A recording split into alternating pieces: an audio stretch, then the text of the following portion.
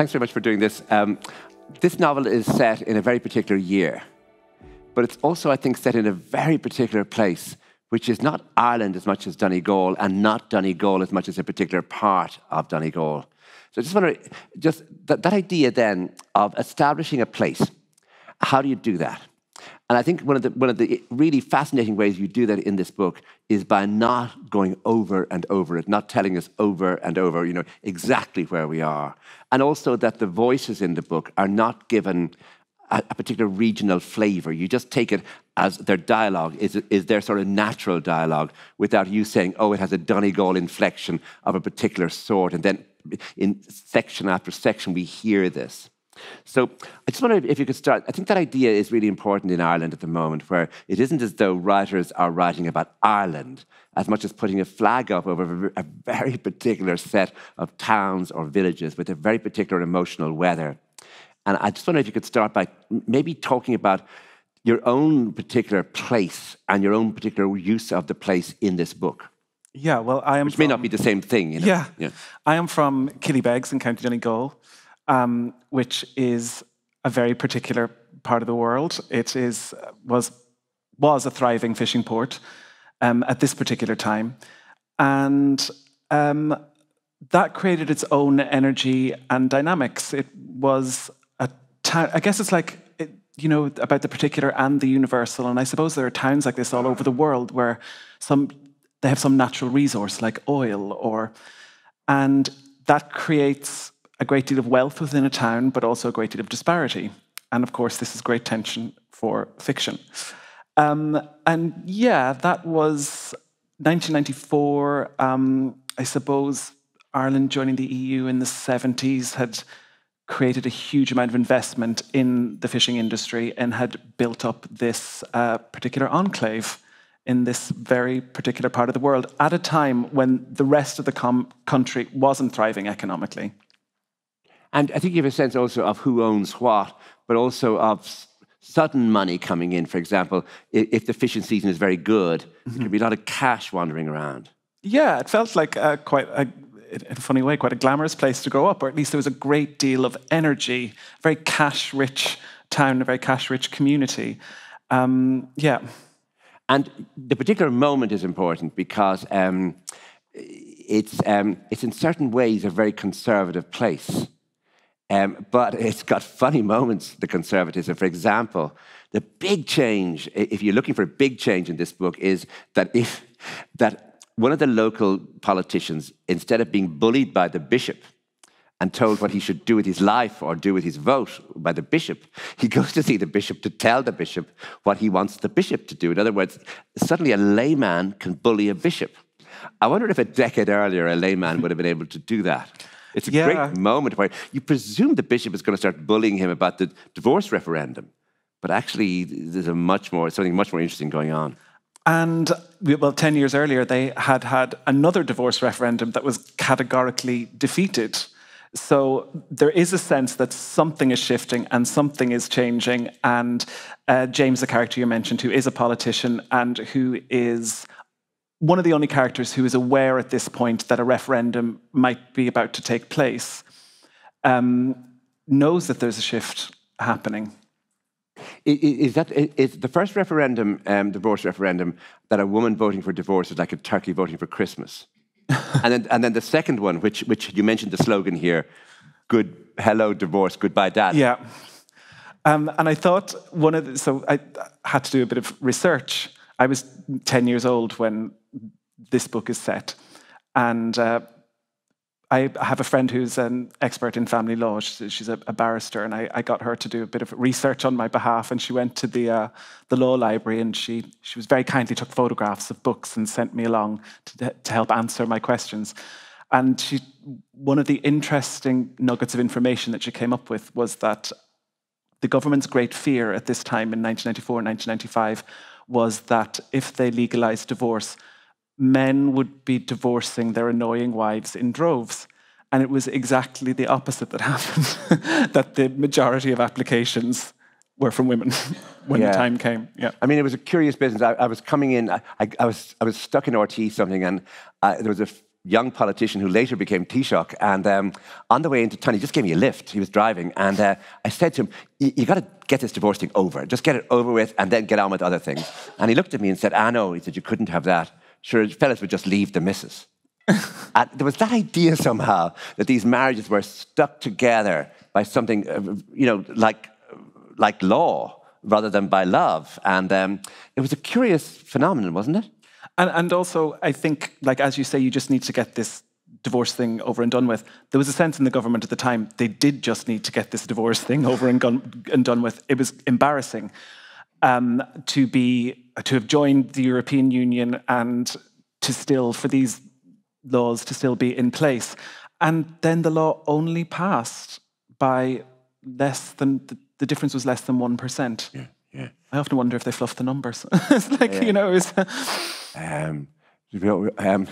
Maybe, but anyway, let's not go into that. Yeah. If you're a novelist writing about this, then you have a really interesting story. Because once this is over, once this referendum is over, everything can be then regulated. In other words, if a couple is splitting up, you can go to law, work out access to the children, work out the entire system. But before this, it was, for a novelist, you got a terrible untidiness where no one is sure who gets access to the children. And this is a really important part of this story, that Colette and her husband can actually have such an argument with each other that she does not have access to the children, and her efforts to get access, especially to her son Carl, it really is torturous and creates a lot of difficulty for her. And you feel that at the base of her trouble is this idea that nothing is regulated in the breakup of her marriage. And for a novelist, this is a gift because you can then start unpicking the untidinesses and start seeing how emotional life can be so disturbed by public life. So that in the creation of her, you have, it's not exactly a gift to you, but it's a moment where you can really unpick what's happening to her, whereas it is both private and deeply private for her, but also it's public. Yeah, and I mean, I didn't set out to write a book about the divorce referendum. That was never my intention, or even to really go into a great deal of detail or depth about that. But certainly when I was thinking of when to set this book, that it did add an extra layer of tension and dynamism to the plot, to have people in a situation where they cannot get out of it. The same options aren't available to them as they are now. And the point that you make about Colette being denied access to her children, I went back and forth a lot about that. I was like, you know, thinking about the Ireland of the time, and there was actually very few men who would have been so devoted to their children at that particular time that their wife, they would have jettisoned their wife. And I had to construct the character of Shaun in a very particular way, that he has the power to do it. He has the finances to have someone to look after his children full time without his wife there.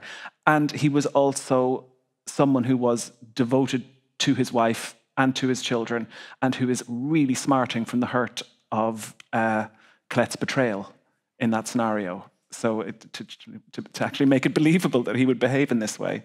Yeah, and I think you also create the idea that not far away is a town where she can sort of be herself, where if she goes, she can meet Carl, and then of course, it's Christmas week.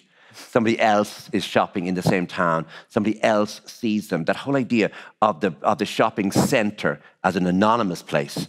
But actually, it's not anonymous. Like if you're in Enniscorthy, you could try Waterford. If you're in Monaghan, you could try Enniskillen. And just think, nobody will know me there. And then suddenly realize, no, that's where everyone has gone that week. And it's the exact wrong place to go. Yeah, I mean, they even tried to go to Northern Ireland to create a diversion and to be in a place where they might... Is that Enniskillen? Yeah, exactly. Yeah, that you think Enniskillen, why would anyone go to Enniskillen? Well, yeah. You know. Yeah, and they're all going there for the good shopping. Yeah, yeah. And Christmas week. Yeah, that was a really fun scene to write, the scene in the shopping centre with Anne, because it's a multi-perspectival narrative. Just explain Anne. Anne is Colette's husband, Shaun. They are separated, not legally separated, but separated. And he has begun a new relationship with a woman from the town who is a waitress in the hotel. And she is as I think Izzy says this, one of the characters, she's as different from Colette as it is possible to be. And perhaps this is exactly why Shaun has chosen her. And she is trying to navigate and negotiate this new relationship that she is in with this man who is much more sophisticated and well off than she is. And what I also find interesting is Colette has gone off and tried to have a new relationship. Shaun has started a new relationship and everyone in the town's really happy for him. but with Colette there, like, she is the Scarlet Woman. And Anne goes to Enniskillen to try and get some nice clothes for Shaun's kids as Christmas presents. And really the decision that she makes and the things that she sees in that moment in the shopping centre is the energy that the whole narrative hinges upon. And there are multi-perspectives in the book, and I made rules about how I would occupy those voices, and one person couldn't hold the perspective for consecutive chapters. They had to be interspliced, and they had to hold the narrative perspective more than once. Whatever they did had to matter, and it had to move the narrative forward. Apart from Anne, she's dead centre of the book, and everything hinges on her. And it's actually kind of an irony, really, because actually she's someone in life who's been very downtrodden and hasn't had a lot of agency. And that is also part of the reason why she makes the decisions that she does. I think with any good novel, the first question you ask is, or maybe the second, but is, what if you were going into Greek mythology, if you were looking for the origin of the story in some, in some place where the source is very deep in the European tradition, what is this novel? Where do we position this novel in that? And I think every story, there's so many stories about someone returns who has been away. So you just start with that. So you have, it doesn't matter, it could be a Greek island, it could be even Dublin, it could be London. Someone has been away and returns. And in her being away, she has changed. And she represents danger, because not only is she, as you say, a Scarlet Woman, in the sense that there is a sort of a sexual aura about her that is, is bewildering or is in some way dangerous, but also she's a poet. So she comes back with this power because, of course, she starts a workshop. And it's interesting who goes to her workshop, including, for example, Izzy goes to her workshop. But there's also the sense that various women in the town gather, including there's someone who, is he an ex-schoolmaster? Doctor. Yeah, sorry, doctor. Sorry, I'm wrong. The ex-doctor, who, of course, cannot stop talking like a doctor. And then there's someone who cannot stop talking about themselves.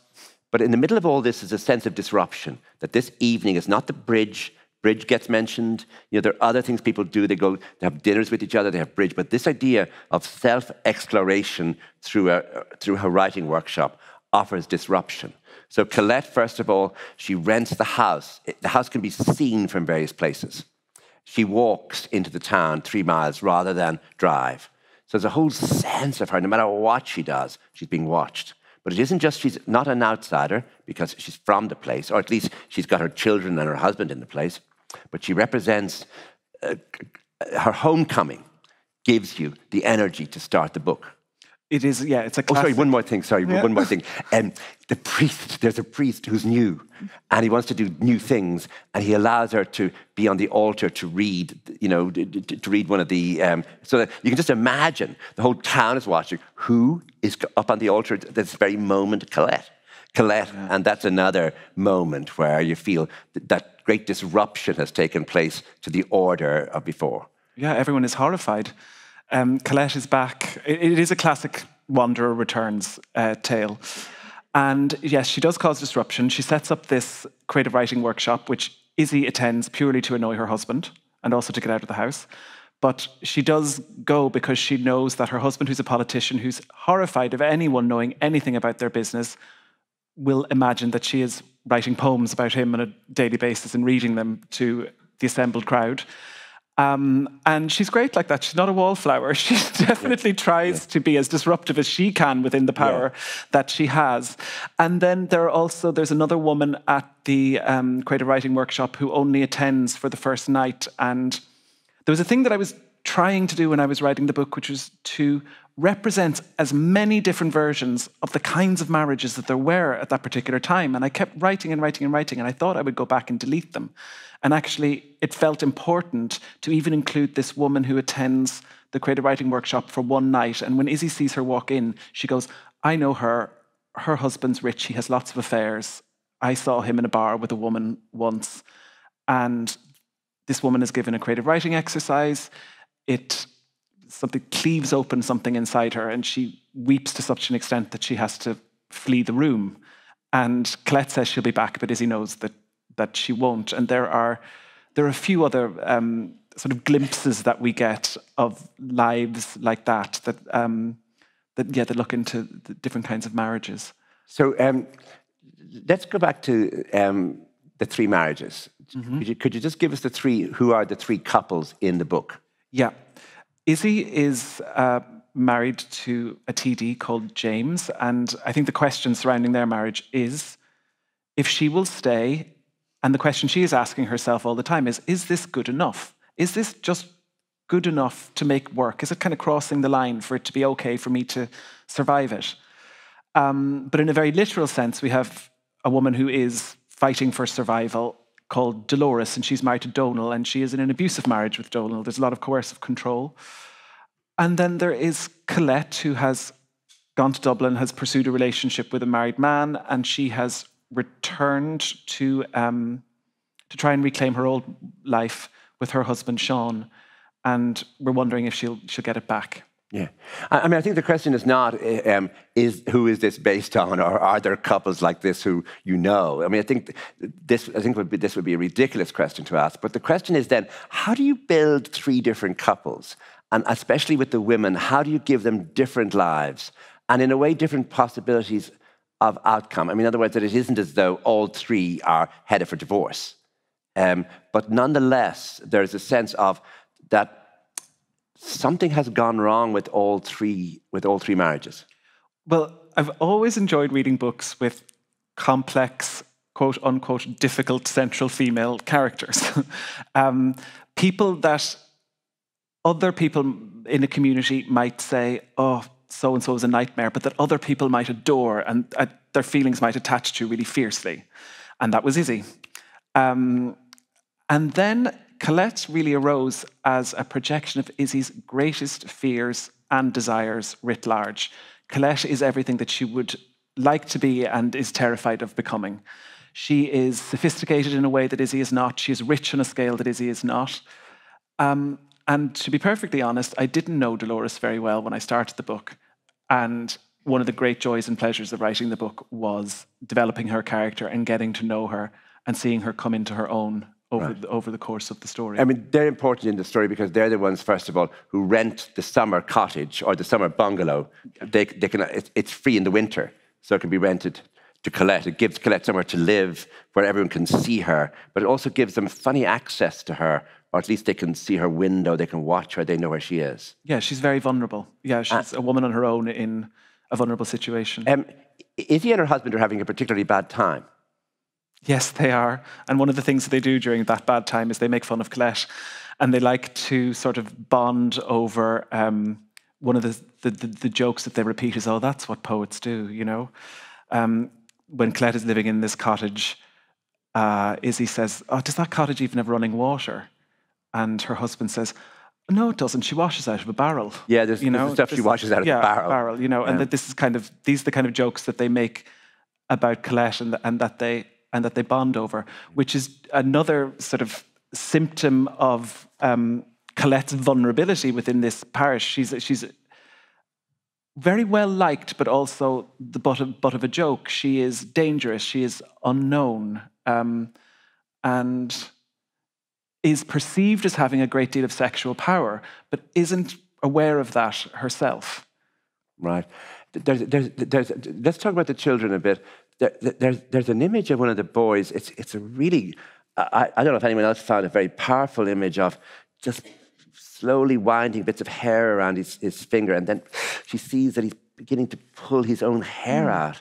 I found that very powerful. I was interested in the ways that the characters had become so embroiled in the fights that they were having with each other, as in the couples, the spouses, that the children were almost being forgotten about to some degree. And it only occurs to Izzy that the hostility at home might be causing any problems for her son when she hears her friend Margaret Brennan talk about her son's psychological problems. And there is the sense with Izzy that she is so caught up in the drama of her marriage that she's consumed by that. Did you begin the book with these three couples? I began with Izzy and Colette and their marriages. Right. And I didn't quite know. Donal and Dolores were there as well. I didn't know they were going to play quite such an integral role. I think I knew what was going to happen for the first 3/4 of the book, and then the final quarter was a discovery. Talk to me about the priest. Yeah. So I was interested in creating a character, who hadn't just been dropped to the seminary by his parents when he was of a certain age, who'd actually had a life outside of the seminary. And also because I think to some degree... He was a cop. He was a guard, sorry. Yeah, he was a guard for years, and then he got the call. Yeah. Izzy... Also, I think part of the reason he is so appealing to Izzy is because he is a version of her husband who will listen to her. And I think what's important about Izzy and James's marriage is that she is someone who wants to make it work. She's not going to put up with any nonsense, but she does want to make it work. And interesting that she chooses someone who's probably not going to upset the sexual fidelity of her marriage. And also it's interesting that despite the fact that he's relatively progressive for a priest of this time, he's still circumscribed by certain rules. He will never, for example, tell Izzy, oh yeah, you should get a divorce. That's not a conversation they're ever going to have. There's a funny moment where she tries to get him to more or less tell her or intimate what he's heard in confession. Yeah. He's not going there either. He's not going, but he is very kind, isn't he? Well, yes. She tries to get him to intimate what he's heard in confession, and he does give her an indication without... Yeah, but he doesn't say. No, he doesn't say it. He gets around the rules. Yeah. I met you 20 years ago, and you were a student at Trinity College, and you just very kindly invited me to come down to Trinity and give a talk. And you've been away a lot since then. So one of the things that happened with Irish writers going away is we best know through James Joyce's Dubliners, where he writes all these mean stories about people in Dublin. And then when he finally realizes, oh my God, I've lost Dublin, I'm in Trieste. What do I remember most? What do I love most? It's coming to Christmas. Oh, the hospitality that my mother's aunt, the big party they had, the way everybody was so animated. Why don't I write that as well as the other stories? So what I'm wondering is just a number of things that are not in the novel. You don't do big Donegal nights out drinking. You don't have people driving fast through little country roads. You don't have people out on the trawlers. You don't have big nights singing. All the things that people might associate with if you were living in Berlin, as where you live now, or London, where you've lived before, and you started thinking about home, that you didn't get nostalgic for those sort of obvious things that you could put into a Donegal novel, that you actually focused on something much tougher. Yeah, I mean, it took me a long time living away from home before I felt comfortable writing about it. I lived in London for 9 years in my 20s, and I worked in art galleries and worked in the art world, and I think I thought that I was supposed to write something about that because it was relatively glamorous, and I wrote a terrible book. And it came out of an agenda to make some worth out of, I thought my 20s had to count for something. Yeah. And then I went back and I did an MA at UEA, and I started for the first time, maybe when I was 30, to write short stories about Donegal, about back home. And I suppose maybe, my experience hadn't been, my childhood experiences hadn't been what you describe as the things that might be characteristic of Donegal. I'm very interested in the domestic and really the ways in which women's lives were held to a different set of rules and standards. However, I grew up around women who were very powerful in their own way and dynamic and excellent storytellers and funny. And so it was neither, my experience was that they were circumscribed by a different set of rules, but also that they were always trying to push back against those strictures. And in the novel, then, your job is to get the men to, for example, Colette's husband. Yes. He is intensely loyal to the children. Yes. So, it isn't as though all of the men are just useless or bullies, although they can be bullying and they can be useless. But they do have other characteristics. Yes, and even with someone like Donal, who is vile, I was also not interested in just creating someone who was bad the whole way through, or at least who had no reason for his resentments. And yeah, I mean, it's really funny. In 1995 in Donegal, when I think back to that particular time, I was like 10, 11 years old. The women are very vividly drawn to me. At that time, it felt like every man over 50 looked the same. So in my head, it's like James and Shaun and Father Brian. They could almost meld together in terms of their physical attributes. And perhaps it became very important then to actually make them very distinct characters. You mean if you went upstairs, women were talking in a very vivid way that was memorable? If you went downstairs, there could be three men, your father, your uncle, and your brother, sitting talking about sport and just grumpy and saying, yeah. Talking about how long it took them to drive from one place to another and what route they took, yeah. And how, Really? yeah, like I was like, oh yeah, I went that way, that was 5 minutes shorter. That was generally the chat, yeah.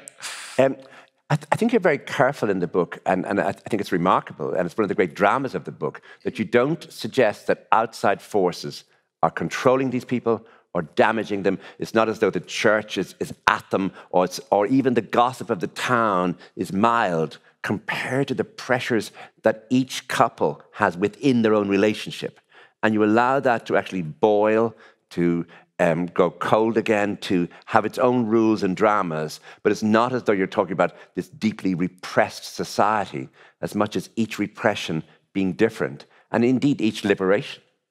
And, Izzy is someone who, she's ambitious. She wants things for herself. She wants more power within her own life, but she wants more financial independence and gain.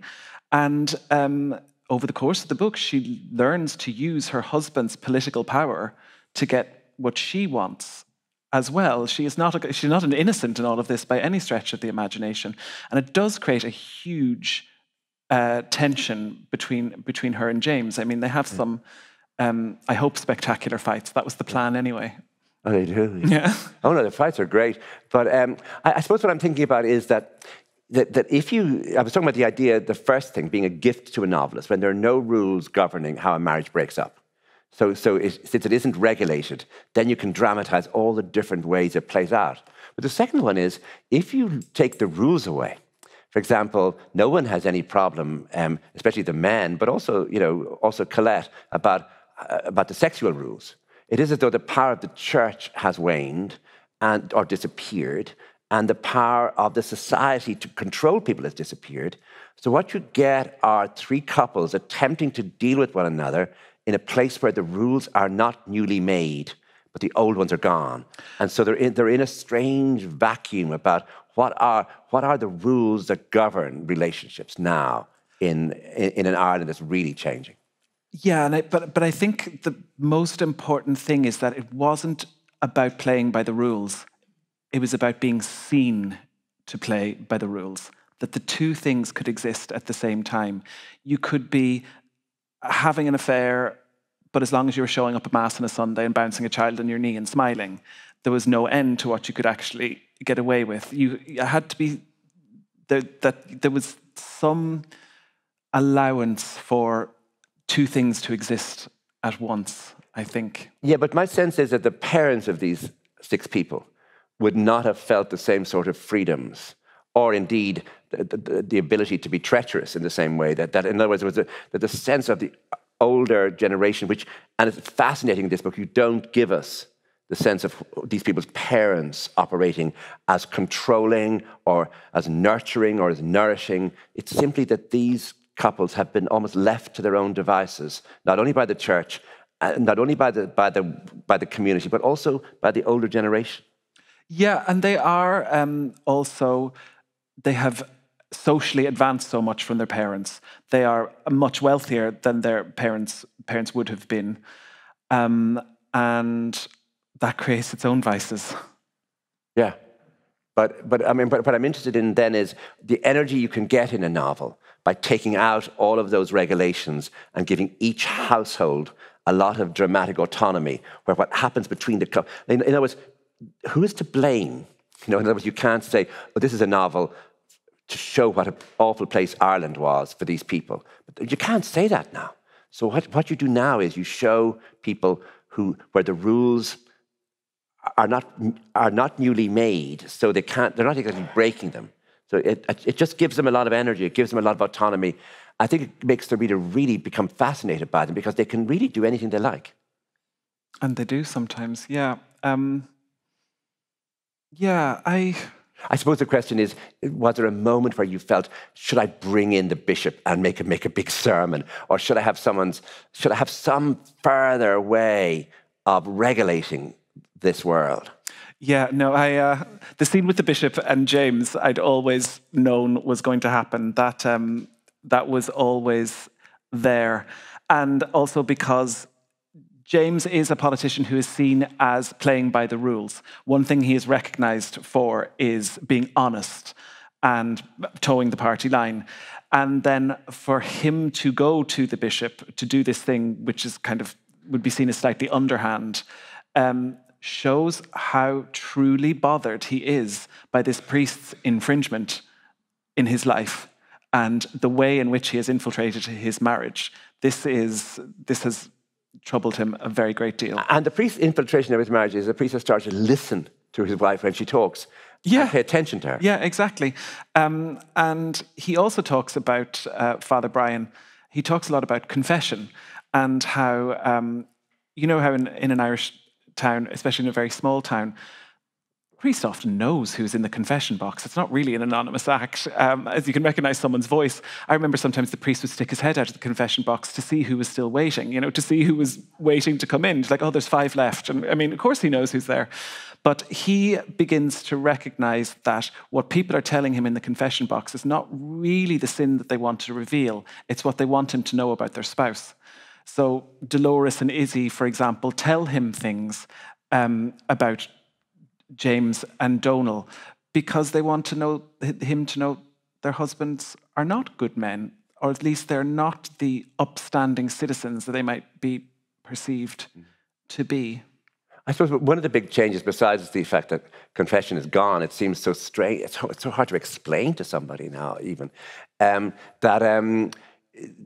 there were moments in living memory when a writer would arrive in a place where the writer belonged. Edna O'Brien, for example, in Clare, or John McGahern in Leitrim, and where there was a sense of people being immensely uncomfortable about stories being written, about their lives, or even just things being explored, or things that are meant to be private appearing in a book. But my feeling is with this book that there's a new freedom that you have won to actually write about these lives without feeling that when you went home to Killybegs, that you wouldn't be welcome at the Chipper, or that you went into the pub, people would say, well, no one's talking to you, everyone hates you. That there's that freedom, I think, is a big new thing here, that instead of saying, oh my God, it must be hard for you to go home to Killybegs with this book, but it's almost as though this is what you're expected to do, that these stories must be told, that there's a much more open response to them. Is that right? Well, let's see. I think when I sat down to write this book first, I was almost waiting for someone to give me permission to do it. I went back and forth for a long time about what you could say, what you couldn't say. And also at that time, I started it in 2018. 1994 didn't seem that long ago. And now it's a historical novel, apparently. Yeah. But you work on something for so long, and it doesn't begin to work until it is fiction, until you are entirely making it up. If you're trying to do anything to it that it adheres too closely to real life, it actually doesn't function. And so you actually go through a process of creating what you hope is a carefully paced narrative, plot, and story, and then come out the other end and you go, oh God, I'm so glad that no one I know, that none of these things have happened to anyone that I know. Yeah. And that anyway, fears about having like told secrets of home don't apply anymore at that stage. But I think the remarkable thing about the book, which is really what I'm talking about, is the levels of sympathy you have for the 6 characters, for the 3 couples. I mean, despite everything, there's a level not of, attempting to judge them or attempt to give the reader information about them, but just simply to see them completely and to see them acting in the shadows and acting in the light and to see their motives as ambiguous. And certainly there's a great sympathy for the children as well. So that I think there's a sense of you, not only the society being more open in a way to a book like this, but you being more open to the society, being able not to make judgments or, offer everyone your opinion of who these people are, but actually offer the world from their perspective. And I think this matter you raised at the beginning of that it's not told from one perspective. It's not written in the first person. That each time one part of the story is told, then another character gets the story from his perspective. And so that constant way of seeing things in different ways is a sort of openness, which I think makes a very big difference to the reader and gives the book a sort of, not only a sort of energy, but a way of seeing the world which I think any reader will I think, respond to. So congratulations. Thank and you I mean, it's a wonderful book. Thank you very much. And thank you very much, everyone, for coming. Thanks to the Arts Council and thanks to the library.